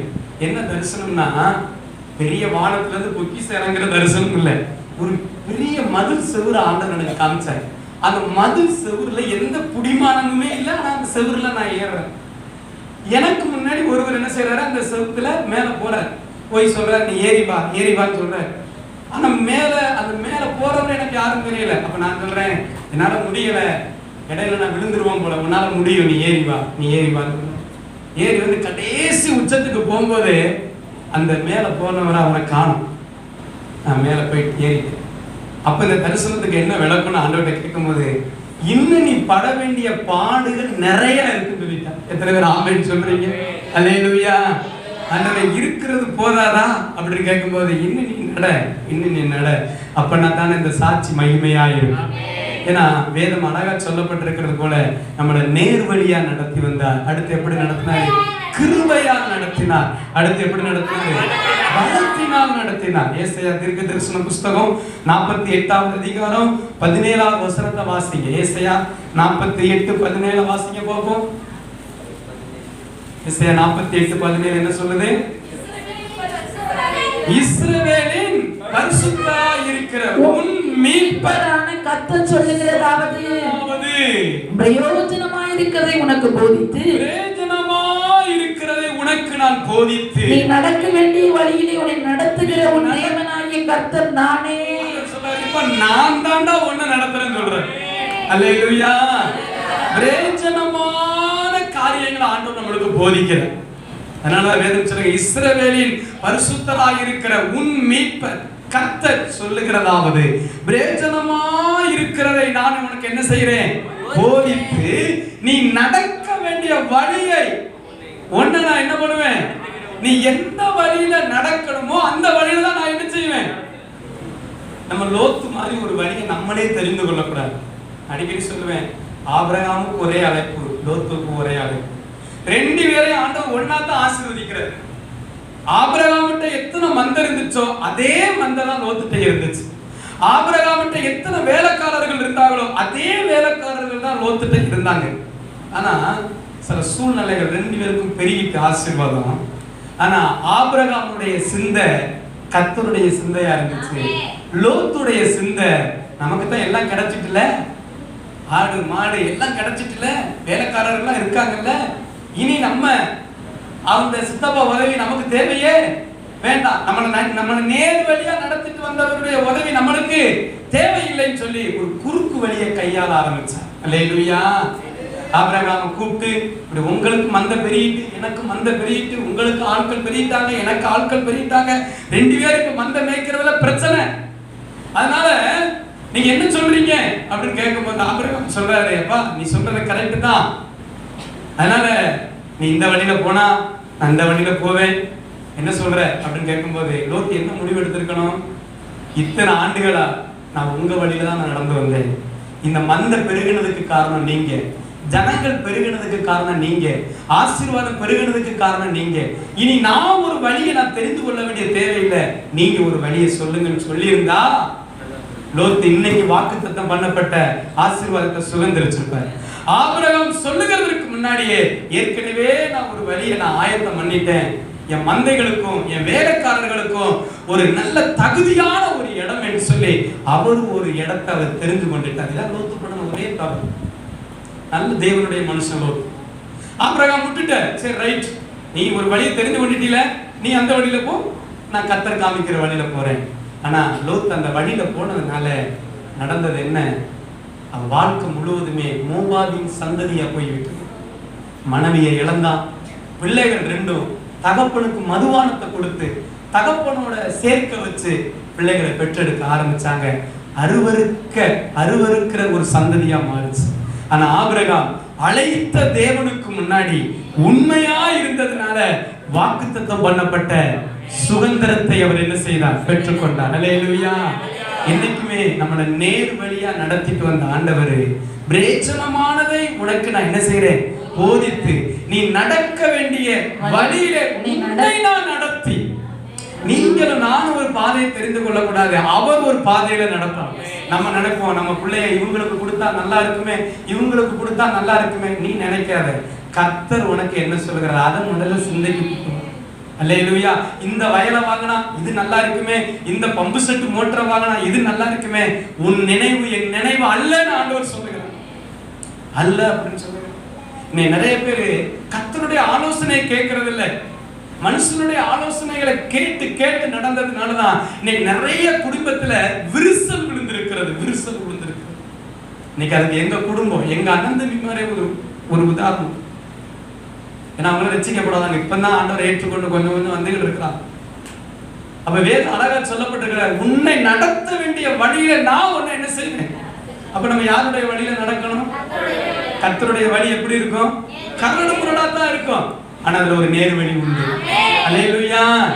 இன்னைக்கு நம்ம என்ன செய்வோம்? இந்த பாதையில போயிட்டோம்னா சீக்கிரம் போய் அடைஞ்சிடலாம் அப்படின்னு போறதுதான் விபத்துல வந்து முடிகிறது.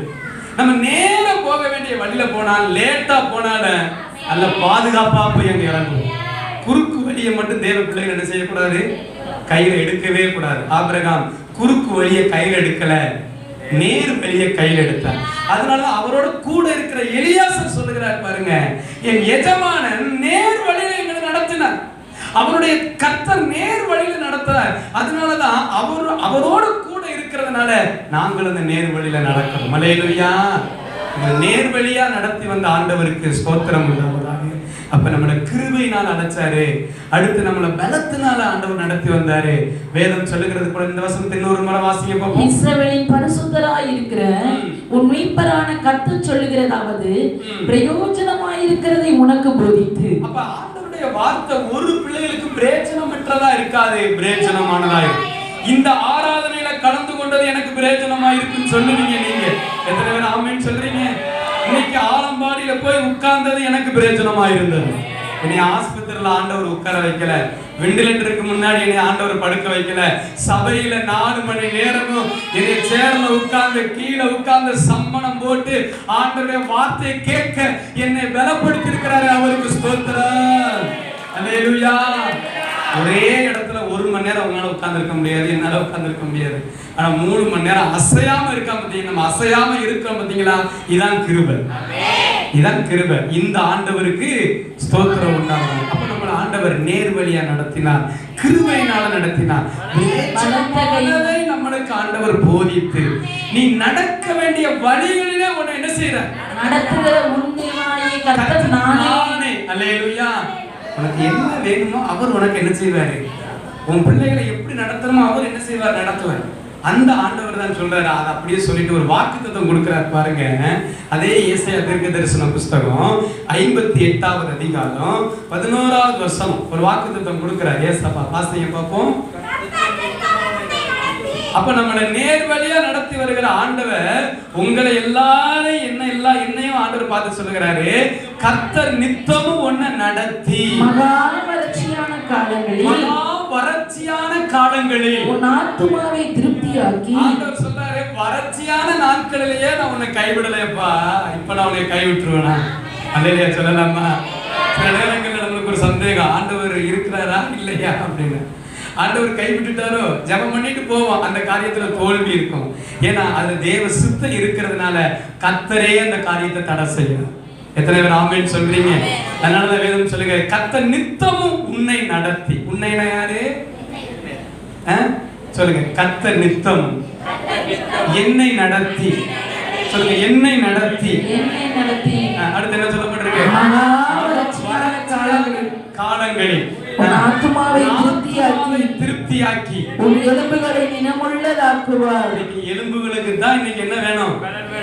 ஆமாமா, ஆட்டெலும்பை எடுத்து உரிகிறதுனால நம்ம எலும்புகள் என்ன செய்யாது. ஆமா, நிறைய பேருக்கு ஆட்டு எலும்புனா ரொம்ப பிடிக்கும். நிறைய பேருக்கு கோழி எலும்பு பிடிக்காது, ஆட்டு எலும்பு தான் பிடிக்கும். அந்த ஆட்டு எலும்புல நிறைய சத்து இருக்குன்னு சொல்லுவாங்க. ஆனா ஆண்டவர் சொல்லுகிறாரு, வசனம் தான் உனக்கு என்ன செய்யுது? நிறைய சத்தம் கொடுக்கும். அதனாலதான் வேதம் சொல்கிறது, உன் எலும்புகளை நினமுள்ளதாக்கி நீ நீர் பாய்ச்சலான தோட்டத்தை போலவும் வற்றாத. கைகளை தட்டி ஒரு நிலையை சொல்லலாமா? அல்லேலூயா. ஆண்டவர் சொல்றாரு, நீ நீர் பாய்ச்சலா, அதாவது உன் வாழ்க்கையில வறட்சி இருக்காதுன்னு சொல்றாரு. எத்தனை பேர் ஆமென் சொல்றீங்க? இத காட்டிலும் பெரிதானவைகளை நீ காண்பாய். இப்ப ஏசப்பா கொடுத்த வாக்குத்தத்தத்துக்கு ஸ்தோத்திரம் பண்ணுவோமா? ஆண்டவர் சொல்றாரு, நான் நித்தமும் உன்னை நான் என்ன செய்வேன்? மகா வறட்சியான காலங்களை உன் ஆத்துமாவை என்ன பண்ணுவேன்? அப்ப நம்ம ஆத்துமா என்ன பண்ணணும்? ஆண்டவருக்கு பிரியமா இருக்கும். உன் ஆத்துமா வாழுகிறது போல நீ எல்லாவற்றிலையும் வாழ்ந்து சுகமா இருக்கும்படி வேண்டும். நான் ஒவ்வொரு ஆண்டுகள் கொடுக்கும்போது வாக்குத்தத்தத்தை எல்லாம் நம்ம பிள்ளைகள் எடுத்து அதை நல்லா இது பண்ணியிருக்கிறாங்க. 2007 ஆண்டவர் எனக்கு 2006 கொடுத்த வாக்குத்தத்தம், கர்த்தர் உன்னை கர்த்தர் தாமே உனக்கு முன்பாக போகிறார், உன்னோடு இருக்கிறார், அவர் உன்னை விட்டு விலகுவதும் இல்லை. 2007 கொடுத்த வாக்குத்தத்தம் என்ன? தேவன் தம்முடைய ஈஸ்வரியத்தின்படி மகிமையை நிறைவாக்குவார். 2008 கொடுத்த வாக்குத்தத்தம், கர்த்தர் உன்னை மேன்மையாக வைப்பார். 2009 பயப்படாதே, உன் வேண்டுதல் கேட்கப்பட்டது. 2010 உன் துக்க நாட்கள் முடிந்து போகும். இந்த வாக்குத்தத்தத்தை வாங்கும்போது நிறைய துக்கம் இருந்துச்சு, ஆனா அந்த துக்கத்தை ஆண்டவர் மாற்றினார். அல்லேலூயா. 2010 பார்த்துட்டோமா? 2011 உனக்கு சந்தோஷமும் மகிழ்ச்சியும் உண்டாகும். 12 இதோ நான் ஒரு அதிசயத்தை செய்வேன். ஆண்டவர் செஞ்சாரா? ஆமா. 2000 அப்புறம் 13 என்ன? ஜாதிகளுக்கு ஒளியாக வைப்பேன்.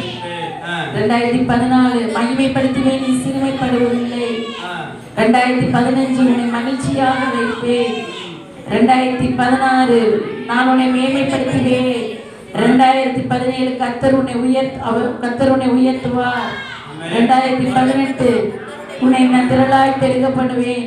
2019 உன் வெட்கத்துக்கு பதிலாக 2 தனையான பலன் வரும். 2020 கர்த்தருடைய மகிமை உங்களுக்கு காணப்படும். மகிமை இருக்கிறதுனாலதான் இன்ன வரைக்கும் நம்ம இருக்கிறோம். மகிமை இல்லைன்னு வச்சுக்கிறீங்களேன், நம்ம வாழ்க்கையில எந்த நன்மைகளையும் பெற்றுக்கொள்ளவே முடியாது. ஒரு பிரச்சனை வருதுன்னா நம்ம பிரச்சனைக்கு ஒரு முடிவு ஆண்டவர் செய்ய போறாருன்னு அர்த்தம்.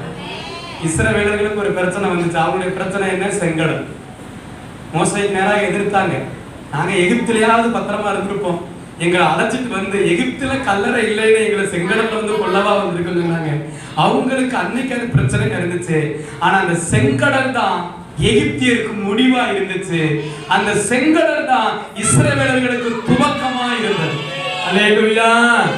அப்ப இந்த 2020வது ஆண்டுல இந்த 8ஆம் ஆண்டு ஸ்தோத்திர பண்டிகையில் ஆண்டவர் சொல்லுகிறார், நான் உன்னை நித்தமும் நடத்தி மகா வறட்சியான காலத்தில் உன் ஆத்துமாவை திருப்தியாக்குவேன், உன் எலும்புகளை நெடுமுள்ளதாக்குவேன். நீ நீர்ப்பாய்ச்சலான தோட்டத்தை போலவும் வற்றாத நீரூற்றை போலவும் ஆண்டவர் நம்மளை வற்றாத நீரூற்றை போல வைப்பார். எல்லாரும் நம்ம முழங்கால் படிடுவோமா? முழங்கால் படிட்டு ஆண்டவருக்கு நன்றி சொல்லுவோம். இந்த 8ஆம் ஆண்டு ஸ்தோத்திர பண்டிகையை கூட நம்ம ஒரு நல்ல மகிமையாய் கொண்டாடும்படியாக கர்த்தர் நம்மளுக்கு உதவி செய்திருக்கிறார். நம்மளை நேர் வழியா நடத்தி வந்திருக்கிறார். கிருபையினால நம்மளை அழைத்து வந்திருக்கிறார். அவருடைய பலத்தால நம்மளை அழைத்து வந்திருக்கிறார். என் அருமையான தேவனுடைய பிள்ளைகளே, பிரயோஜனமானதை ஆண்டவர் நம்மளுக்கு போதித்து வேதம் சொல்லுகிறது போல, நீ நடக்க வேண்டிய வழிகளிலே நான் உன்னை நடத்துவேன். கர்த்தர் உன்னை நடத்துவார். கர்த்தர் உன் குடும்பத்தை நடத்துவார். கர்த்தர் உன் பிள்ளைகளை நடத்துவார். நிச்சயமா சூழ்நிலைகளை சாதகமாய் ஆண்டவர் மாற்றுவார். எல்லாரும் கைகளை உயர்த்தி, ஆண்டவரே எங்க ஆலயம் உயர்றது போல நாங்களும் உயரணும் அப்பா, நாங்களும் உயரணும் அப்பா. யார் ஒருவர் கூட நீங்க உயர்த்தப்படாத பிள்ளைகளா இருக்க முடியாது. தேவன் உங்களை உயர்த்துகிற ஒரு காலம் இது. தேவன் உங்களை உயர்த்துகிற ஒரு காலம் இது. தேவன் உங்களை ஆசீர்வதிக்கிற ஒரு காலம் இது. இந்த 8ஆம் ஆண்டு ஸ்தோத்திர பண்டிகை நிச்சயமாக உனக்கு ஒரு அனுக்கிரகத்தின் வருடம், உனக்கு ஒரு ஆறுதலின் வருடம், உன்னுடைய தத்தளிப்பை மாற்றுகிற ஒரு வருடம். இந்த ஆண்டுலதான் நீ பெருக்கத்தை காண போகிறாய். நீ பெருக்கத்தை காண போகிறாய். பாதைகளுக்கு ஆண்டவருடைய தப்பியுட விலகி காத்துக் கொள்ளுவா.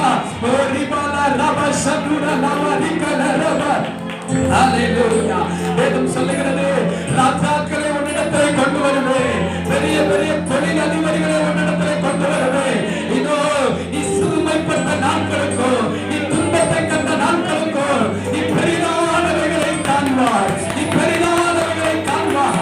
பயப்படாதே சிறுமந்தையே, கர்த்தருக்கு கேடகமாயிருப்பார். கர்த்தருக்கு அரணாயிருப்பார். உன் தொழிலில் நீ தோல்வியை காண மாட்டாய். கர்த்தர் சொல்லுகிறார், நீ விதைத்தது எல்லாவற்றையும் அறுப்பாய். தண்ணீரின் மேலே ஆகாரத்தை போடு, அநேக நாட்களுக்கு பிற்பாடு அதனுடைய பலனை காண்பாய். நீ விதைக்கிற ஒவ்வொரு கண்ணீர் துளிகளும் அது ஆசீர்வாதத்தின் பலனாய் மாறும். அது ஒரு விதையாய் மாறும்.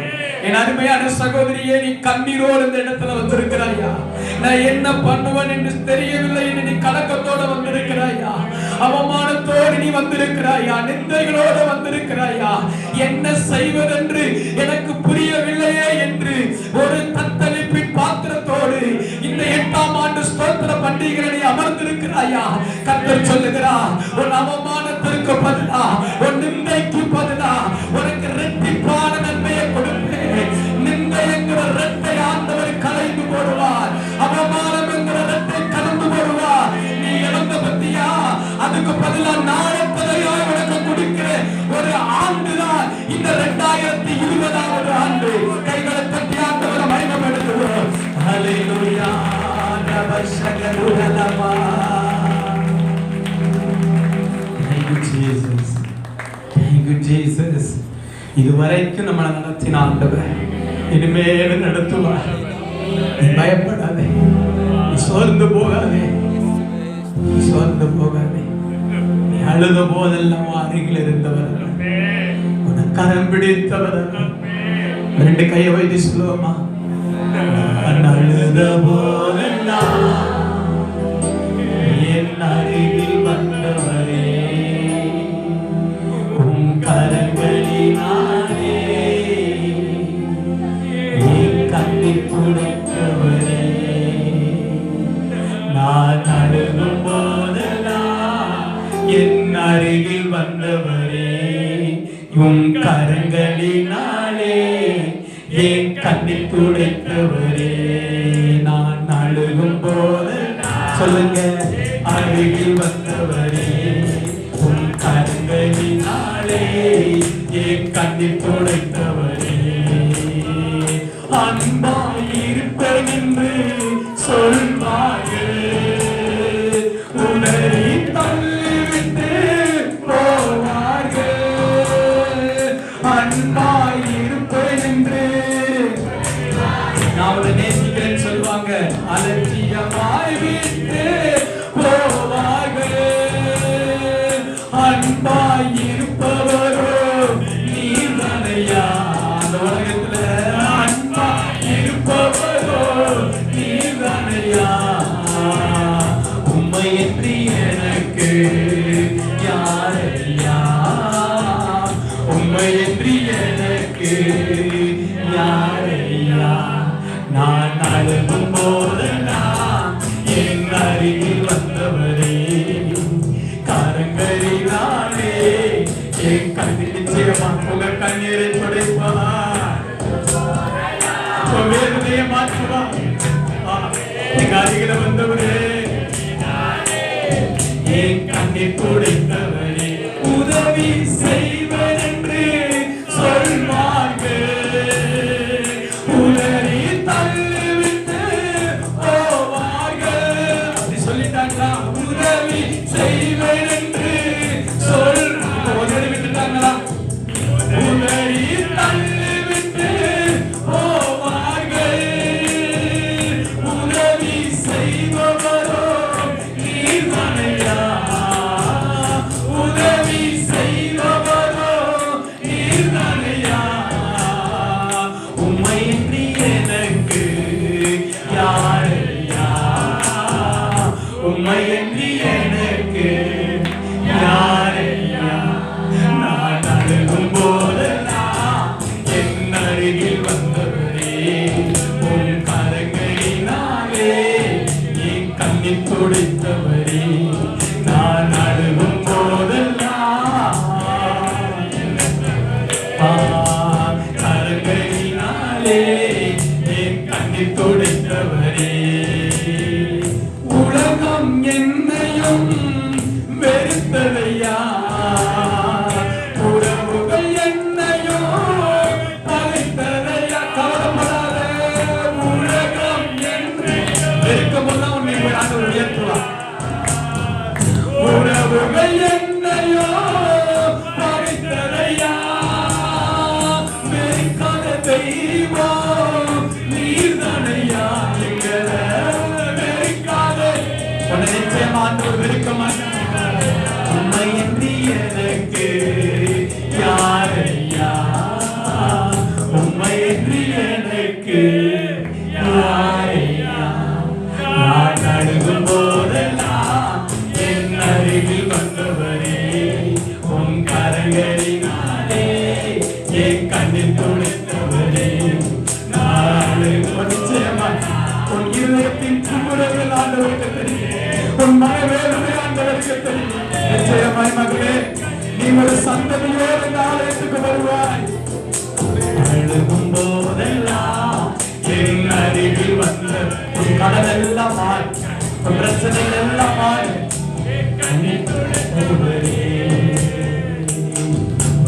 தகப்பனே இந்த நல்ல நேரத்தில் நீர் எங்களுக்கு கொடுத்து இந்த 8ஆம் ஆண்டு ஸ்தோத்திர பண்டிகையை நிறைவாய் நாங்கள் முடிக்க எங்க அப்பா எங்களுக்கு உதவி செய்யறதுக்கு ஸ்தோத்திரம் உங்க மக்களை நீங்க அழைச்சிட்டு வந்ததுக்கு ஒரு முகாந்திரம் இருக்கப்பா இந்த ஊழியத்தை உயர்த்துகிறது போல பிள்ளைகளை நீங்க உயர்த்துங்க ஆண்டவரே உம்மிடத்துல வருகிறவர்கள் ஒருவரை வெட்கப்பட்டு போக மாட்டார்கள் சொன்ன வார்த்தையின்படி இதுவரைக்கும் எங்கள் நடத்தினவர் இனிமேல் நடத்தும் அப்படி செய்து ஆசீர்வதித்திருக்கிற நல்ல பிதாவே